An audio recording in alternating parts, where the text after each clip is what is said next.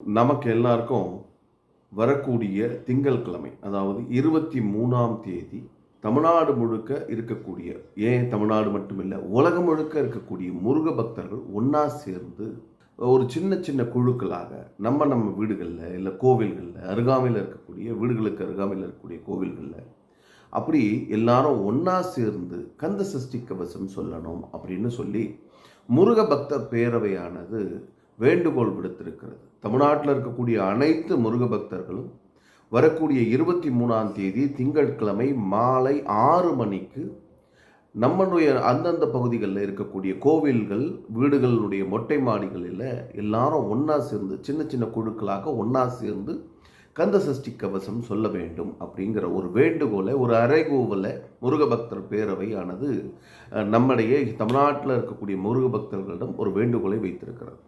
என்ன காரணம், ஏன் அப்படின்னு சொன்னால், முருகபக்தர் பேரவை வைக்கக்கூடிய இந்த வேண்டுகோளுடைய பின்னணி என்னன்னு சொன்னால், நம்முடைய முதல் படை வீடாக இருக்கக்கூடிய திருப்பரங்குன்றத்தில் அந்த மலை மீது கார்த்திகை தீபம் ஏற்றலாம் அப்படின்னு நீதிமன்ற உத்தரவு கொடுத்த பிறகும் கூட ஏற்ற விடாமல் தடுத்த இந்த அரசாங்கம், அதுக்கு பிறகு மேல்முறையீடு போய் மேல்முறையீட்லேயும் கூட அந்த 2 நீதிபதிகள் அமர்வு அவங்களும் கூட அங்கே மேலே விளக்கேற்றதில் எந்த தடையும் இல்லைன்னு சொன்ன பிறகும் கூட இந்த அரசாங்கம் அதை அமல்படுத்தவில்லை.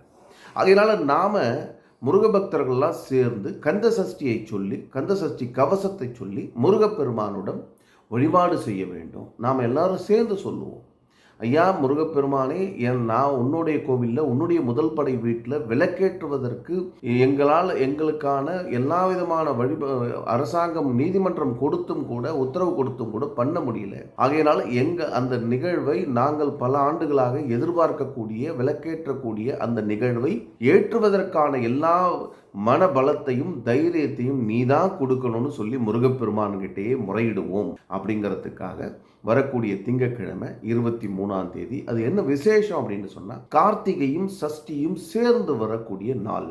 அந்த நாளில் சரியாக 6 மணிக்கு நம்ம வீடுகளில், நம்ம கோவில்களில், நம்முடைய பகுதியில் இருக்கக்கூடிய கோவில்களில் நாம் எல்லோரும் ஒன்றா சேருவோம், விளக்கேற்றுவோம், கந்த சஷ்டி கவசத்தை எல்லாரும் சேர்ந்து பாடுவோம். ஒரே சமயத்தில் கூட்டு பிரார்த்தனை செய்வதன் மூலமாக ஒரு மிகப்பெரிய சக்தி கிடைக்கும், இந்து சமுதாயத்திற்கு சக்தி கிடைக்கும். அந்த சக்தியின் மூலமாக நம்முடைய முருகப்பெருமான் நமக்கு அருள் புரிவார். ஆகையினால எல்லாரும் சேர்ந்து இந்த வேலையில், இந்த புனிதமான பணியில் நாமும் கூட நம்முடைய பகுதியில் இருக்கக்கூடிய அனைவரையும் இணைத்து இந்த வேலையில் ஈடுபட வேண்டும் என்று சொல்லி முருகபக்தர் பேரவை நமக்கு முன்பாக வைத்திருக்கக்கூடிய இந்த வேண்டுகோளை, உங்கள் முன்பாக இந்த வேண்டுகோளை நானும் கூட சேர்த்து இந்து முன்னணி சார்பில் இந்த வேண்டுகோளை வைக்கிறேன். நன்றி, வணக்கம்.